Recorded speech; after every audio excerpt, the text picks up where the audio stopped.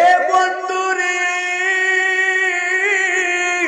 ওরে বন্ধু, আওলাদ রাসূল এমন গরিব মানুষ, উমার মতো গরিব বাগদাদের মধ্যে কেউ নাই, কিন্তু আওলাদ রাসূলের চুলার মধ্যে 3 দিন ধরে আগুন ধরে না রে বাবা।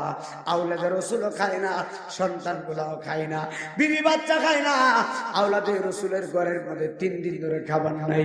এই আওলাদ রাসূলের মাইকিনটা আওলাদ রাসূলের কানে গিয়ে পৌঁছাইছে।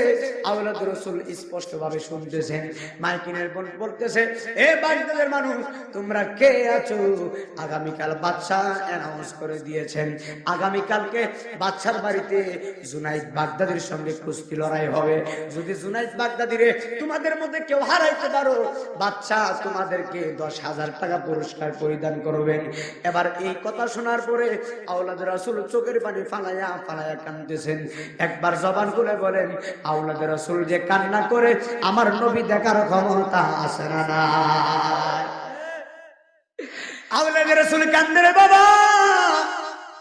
নবী বলছেন, আওলাদ চোখের পানি ফালাইয়া কয়, আল্লাহ আমি হলাম আওলাদ রাসূল, আজকে 3 দিন ধরে আমার চুলার মধ্যে আগুন ধরে না, কিন্তু মাইকিনে শুনলাম জুনাইদ বাগদাদির সঙ্গে কুস্তি লড়লে আমার 10,000 টাকা পুরস্কার দিবে। কিন্তু আমি কিভাবে কুস্তি লড়বো? আমার শরীরে শক্তি নাই, 3 দিন ধরে খাবার নাই, 3 দিন ধরে খায় না, ঘুমাইতে পারে না, পেটের ভিতরে ক্ষুধার যন্ত্রণা। জুনাইদ বাগদাদি শক্তিশালী মানুষ, বড় বড় বড় বড় পালোয়ান, তার সাথে পারে না।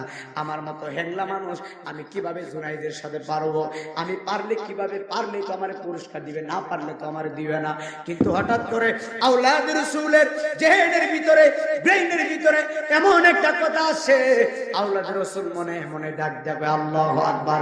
না না, আমারে ভেঙ্গে পড়লে চলবে না, আমি জানি জুনাইদ বাগদাদি আমার নবীরে বড় ভালোবাসে। আর জবান করে বলেন আল্লাহু আকবার।